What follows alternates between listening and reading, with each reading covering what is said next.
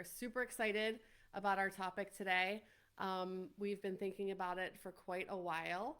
From my perspective, and it's, I've been observing a lot of different people and things, not just my own experience, but back in we're Gen Xers, so back in our grandparents' generation, I would say that when it comes to mental health, it was completely taboo.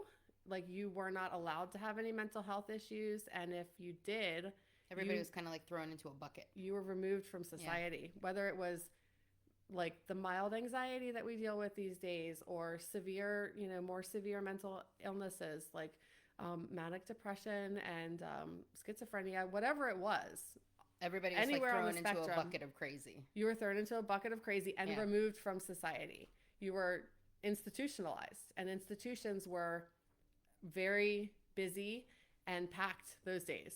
And then kind of flashing forward to the kids that those folks raised, who are our parents, the boomers, the baby boomers, um, I would say that they definitely leveled up when it came to addressing mental health. They there were began to be resources available to help those, like instead of just tossing them away in the crazy bucket like Angela said. Mm-hmm. um, Instead of just doing that, there were more resources readily available But for still them, such as stigma.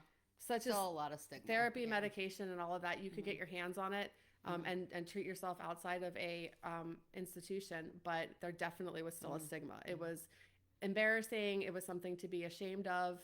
Um, if you were dealing with mental health, you were getting your help, but keeping it very secret. Like, didn't really Yeah, talk it was about like it. definitely, I think, perceived as a weakness. Yeah, To not just be able to just be tough and like, and everything was like all about being tough enough, as opposed to acknowledging that, really at the end of the day, everyone at various times in their life for various reasons could be struggling with mental health. yeah. Flash forward to our generation, and especially the way we're raising our kids, we're talking about not just mental health, but we're talking about everything. It's a big emphasis on people like really owning their identity and being proud of it and not being ashamed, no matter what their life situation is, struggles, weaknesses, successes. Everything's kind of talked about, and we've kind of, from our grandparents' generation to now, I see a huge pendulum swinging from one end to the other of how we perceive, deal with, and approach mental health.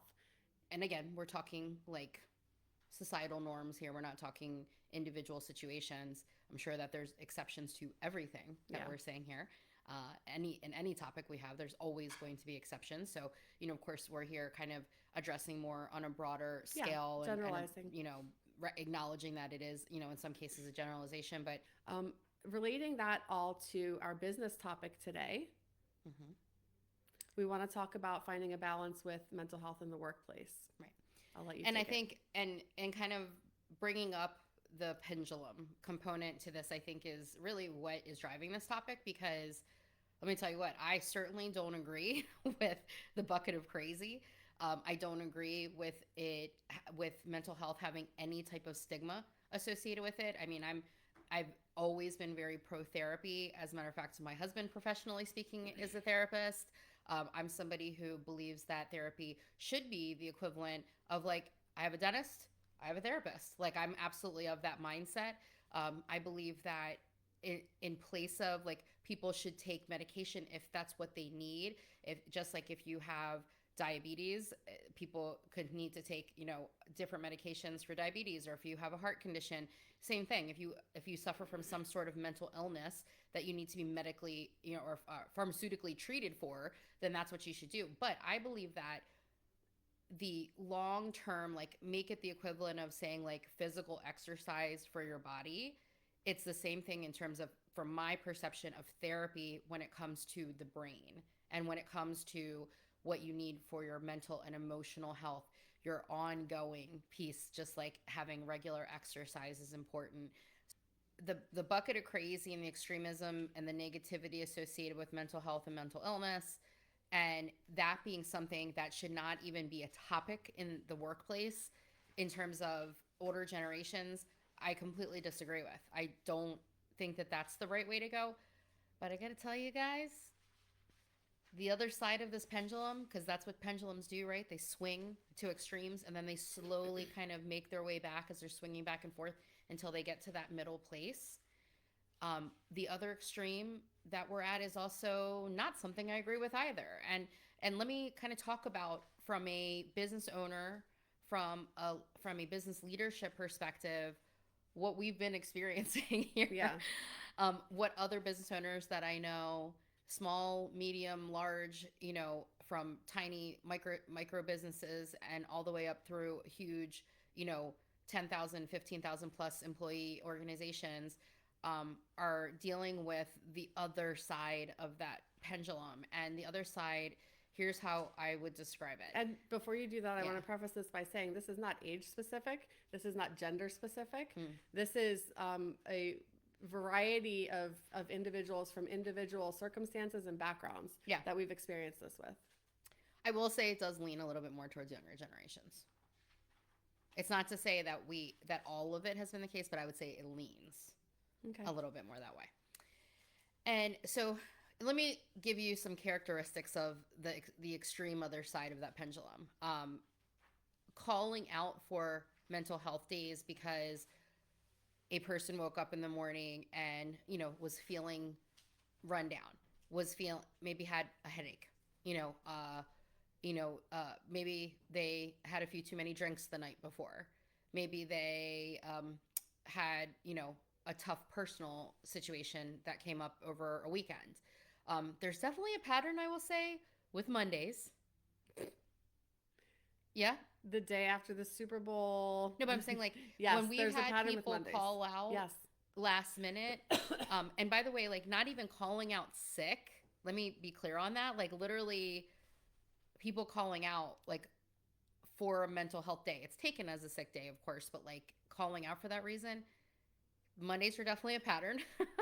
I'll say that much, but it's again like this idea that we've swung so far over to the other side of this where there's almost like a hey, if you believe in mental health, if you are subscribing to this a different different perspective on work-life balance, what that means is that if I'm not feeling 100% up for it that day to work, to do the job that I am getting paid to do, then it should be acceptable for me on a more than a once in a blue moon situation to just simply call in for a mental health day.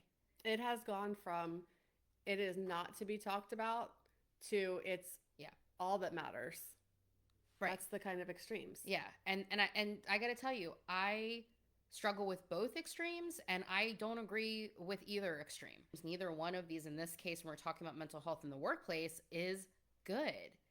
I don't really think that either one is good for the employee or the employer.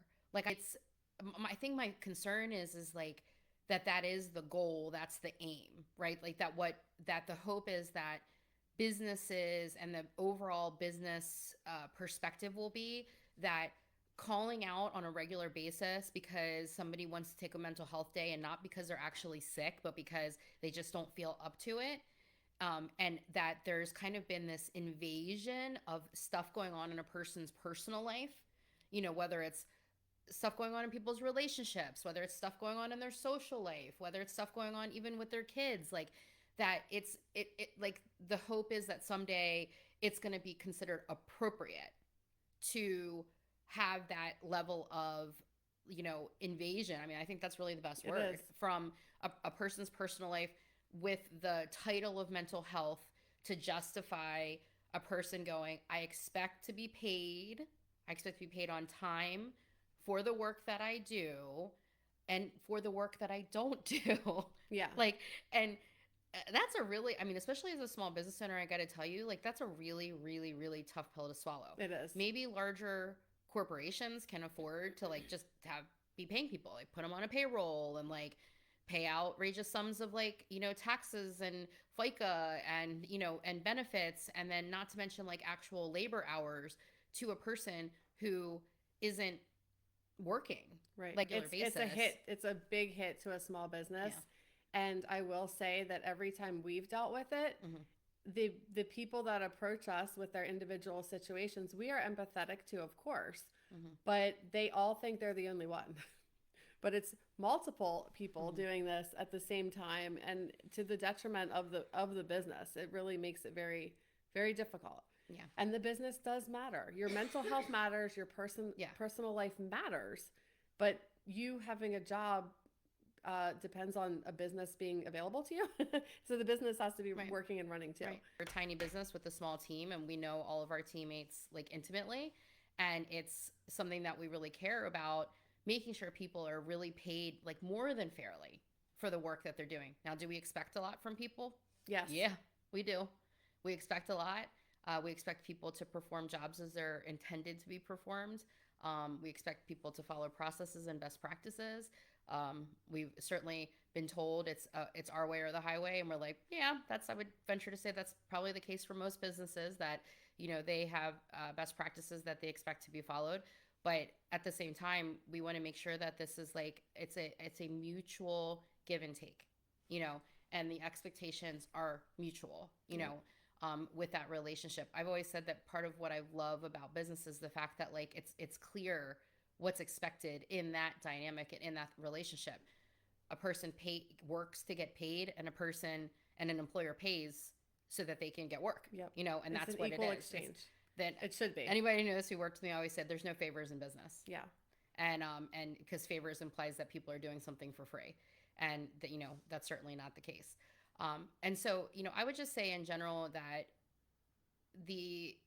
and kind of getting back to like the extremism that's over on kind of the pendulum, I think, swing that's to where it is today, and this I hope that this is where it's going to stay. Like, this is going to become the new norm, that employers shouldn't advertise themselves as having good work-life balance if they're not accepting of people taking mental health days on a regular basis. Not only do I fear that, but I also go, okay, I'm not one to sit in fear. I'm not one to like just sit around inside of like frustration and negative feelings. How do we move past that and start addressing like the core issue? Like, what is it that's happening? Well, guys, we got to back this all the way up to how people are raised and the type of parenting that they're receiving. So I want to challenge Kristen a little bit on this one. You ready? Mm-hmm. Her and I, when it comes to business, we very much see eye to eye. Probably like on everything else. Everything else, we see things very different, and because we're very different people. But I would say in business, we tend to typically be in agreement. Yeah. So the challenge I put forth to you is, when we have talked about this topic before, and then we kind of went back, like, what's the core issue? Like, what do we think it is? Like, what's driving this pendulum swing to the other side in terms of mental health, and like, why has it gotten this extreme? And one of the things I said to you was, well, you let your kids take mental health days from school, don't you? Mm-hmm. And you were like, yeah. And I said, well, don't you think you're sending a message, like, potentially long term? I probably am. I look at it from a very much of a perspective of, they don't have to, they're allowed to, honestly, with school. Where when it comes to work, you can't. You shouldn't be able to, because if you want to earn What do your you mean pay. allowed to? Define that for me. If you want to make money to pay your bills, you need to go to work. Do you think, though, that like I say to my kids, your job now is going to school. Like, I will that's say your job. with you got to show up to school. You got to show up on time. When you're given work that's assigned to you, you're expected to do it. You have deadlines that you have to meet. If you run into a problem, if you're sick, you're not just excused from work that you're doing. You're going to have to make up that work. I mean, really, in my opinion, school very much is, for a child as they're growing up, is that foundational piece to like teaching them what is expected and appropriate behavior once you become an adult and you're in the workplace. Because when you have to do it, you have to do it. Why make yourself have to do it before you have to do it? Is kind of what I think. But no, I will say my kids are not taking mental health days every week. But I do allow, like, I usually tell them in the beginning of the school year, like, one day a month, I'm okay with. If there's sickness, there's lots of But sickness from going an around. employer perspective, if we had somebody working for us that was taking a known mental health day, meaning like they weren't sick, they were just feeling run down, they woke up that morning, they were Well, feeling, the that my husband probably ends up having to take off about 1 day a month for random. Usually, it's not travel and fun and something he's doing fun. It's usually something with the kids, whether they're being sick or they have a field trip or whatever it is.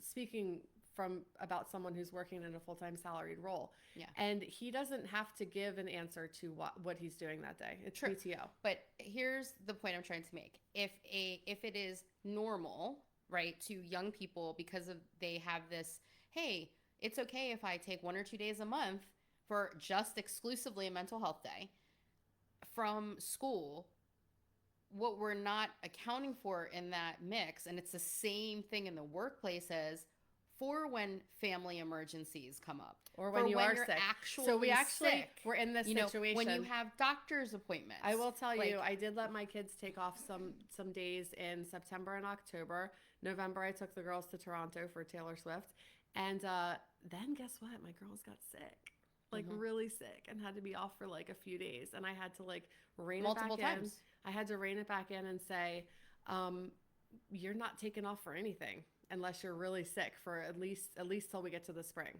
Yeah, bring it back to what is that core thing? What is the core thing that could potentially be happening in society, starting with parenting, that could be teaching these younger generations I'll say that what it is. other side of the pendulum is okay and what we should be aiming towards, and to the point that it could be making almost like villainizing the employer if the employer's not okay with this. Like if the employer's like, no, I'm not cool with you taking 1 to 2 days a month off every single month for a mental health day. So Angela and I have these kind of conversations on a regular basis, and it brings an awareness. We both learn something from the conversation, and I'm thankful for them because it makes me realize, oh crap, I'm not doing something the way that I really want to do it. We literally like live this in the long term, like every all day. the time, except we're looking at each other usually. But I will say that you said, what is it that's making us do that? I think my opinion is the way that our parents raised us, we were known as the feral generation. My mom didn't give a hoot like what I was doing, if I was entertained, if I was mentally healthy, if I was emotionally okay. My parents were making sure my basic needs were met. We did have great relationships together, but they weren't overkill with making sure that I was living this like super fluffy, happy, constant 24-hour existence on a cloud life. So every generation is a reaction to the way that they were raised. I think that I think that most people, when they have children, they take their experience from the way they were raised and they say, here's what I liked and here's what I will never do that my parents did. And they don't do that. I do know, and I will admit that I'm part of this sometimes, our generation coddles our children. So that coddling, like you said, is a reaction, like I said, is a reaction to the way that we were raised, and not wanting them to feel pain. This is something I've had to actively work towards, because when I had my first child, I was like, I had the potential to be a full-blown helicopter mom. Don't ever let this beautiful creature that I just created feel any pain. I'm going to help her rephrase. She was that. I was for a few years. But once you have multiple kids, you just can't anymore. You'll exhaust yourself. But regardless, I had an instinct in me that was like, don't ever let this child feel pain. I want to protect her from every possible pain. Which you got to pay attention to the fact that what we're doing right now could cause pain later. Yeah. Because ultimately, we're all on a learning journey around this. And we bring up topics like this and say, hey, like, look at what this topic of mental health and the swinging of these pendulums and how that specifically affects how, like, that person's potential behaviors in the workplace and how those behaviors are affecting the employers. And that I will tell you, unfortunately, most businesses, you know, they have at the end of the day, no matter how much they care about somebody, no matter, like, even if there's personal relationships that are there. I mean, trust me, like, on our team, we've got family, we've got friends, we've got all kinds of different personal relationship dynamics that were existed even like typically before they came to work with us, that it's really hard. It's hard to go, okay, at some point, no matter what that relationship is, a decision has to be made, because what we can't do is, at the risk of that relationship, have an entire business be destroyed. Right. And Then we we let our can't care continue for down that people road. and what they were going through personally take priority over everything for a Mhm. long time because of who we are as people. We do care about what Mhm. they're going through. Yeah. But at a certain time, in the evolution of a business owner, you have to realize at some point, if the business is going to survive, that you do have a business to run too, and that matters too. Yeah. So we got stuck in the pendulum a little bit, Yeah. Yep. And so, kind of wrapping this whole thing up and wrapping up this whole topic, um, just to kind of bring it together is to go, hey, the first thing, I think the first step in anything is to acknowledge that something exists. And I think the acknowledgement here is that neither side of the pendulum, having everybody either thrown in a bucket of crazy and nobody talks about it, and nothing regarding mental health should even be acknowledged or exist in the workplace like it was with the, kind of older Gen Xers and baby boomers and beyond. That's not great. That's not even good. It's not right. It's not something that anybody should be striving towards. And then that's this other extreme that we're kind of living in right now. And again, my fear is that this is a hope that this will become a permanent state, is that employers should just accept that there's this invasion of people's personal lives constantly happening, to the point of patterns of 1-2+ times a month, taking a mental health day. And this mental health day is in addition to potential sick days and doctor's appointments and all this other kind of stuff, which now is this expectation of employers should pay even when the employee is not doing their job at the level of performance that they should be. Neither one of those extremes are a good thing. And, in our opinions, it's more of like heading towards that middle to go, it exists. Mental health is important. Mental illness is something that most people suffer from in some way, shape, or form. Therapy is maintenance, and it's good, and it's something that should have no stigma. You should have a therapist just like you have a dentist, that type of situation. Those are good things. But it also is still too important to do the work that you're paid to do. Take care of your responsibilities in general. Be reliable. Yeah.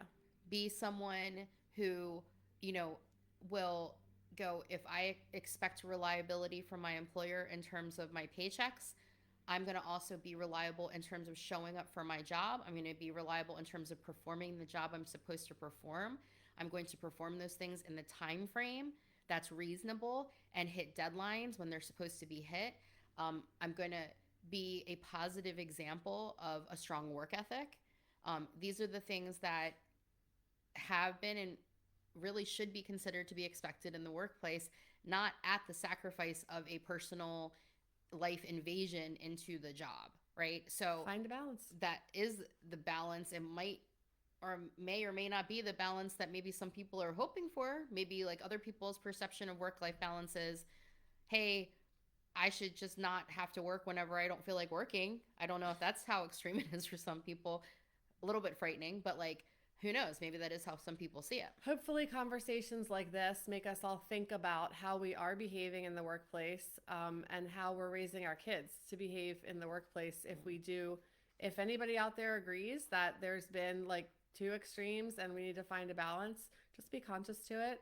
And don't forget to like and subscribe. Have a great day. Bye.